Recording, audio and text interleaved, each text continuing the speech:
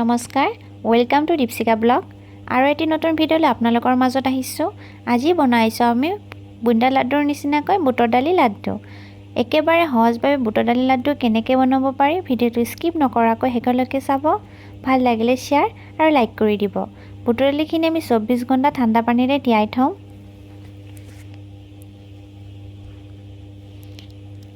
চৌব্বিছ ঘণ্টাৰ পিছত পানীখিনি পেলাই দি বুটৰ দালিখিনি ভালদৰে ধুই পৰিষ্কাৰ কৰি লৈছোঁ।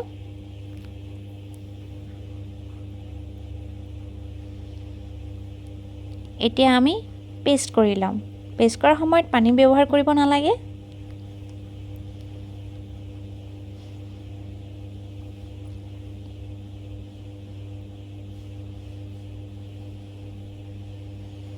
আমাৰ পেষ্ট কৰা হৈ গৈছে।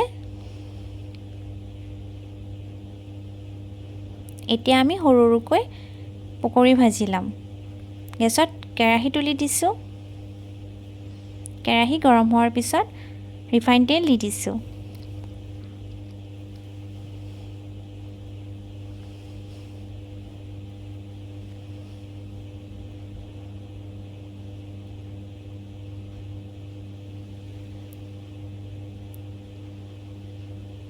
আমি গেছ ল' ফ্লেমত ৰাখি এনেকৈ লাহে লাহে ৰংচোৱাকৈ ভাজি ল'ম।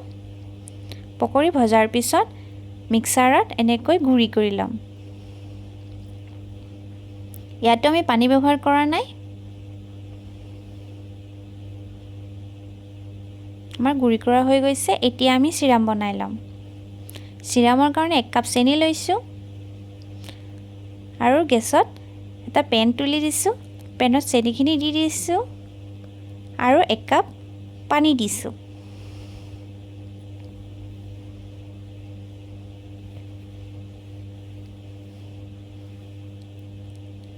এতিয়া গেছ ল' ফ্লেমত ৰাখি লাহে লাহে চেনিখিনি গলাই ল'ম।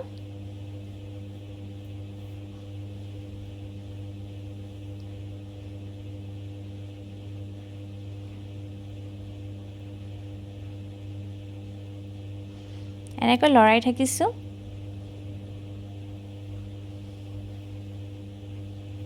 আপোনালোকে ইয়াতে ফুড কালাৰ দিব পাৰে, কেশৰ দিব পাৰে আৰু ড্ৰাই ফ্ৰুটছো দিব পাৰে।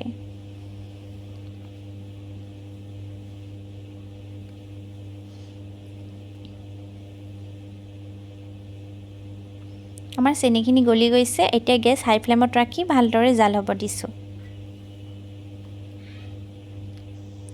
এতিয়া গুড়ি কৰি থোৱা বুটৰ দালিখিনি দি দিছোঁ আৰু ইয়াতে এচামুচ ঘি দি দিছোঁ।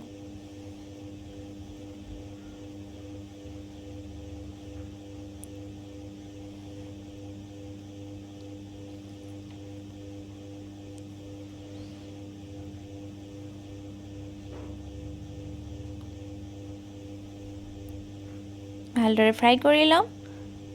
আমাৰ ফ্ৰাই কৰা হৈ গৈছে। এতিয়া গেছ অফ কৰি 10 মিনিট ঢাকন দি থৈ দিম।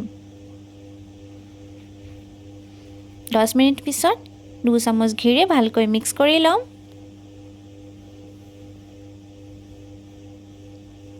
এতিয়া হাতেৰে লাড্ডু শ্বেপত বনাই ল'ম।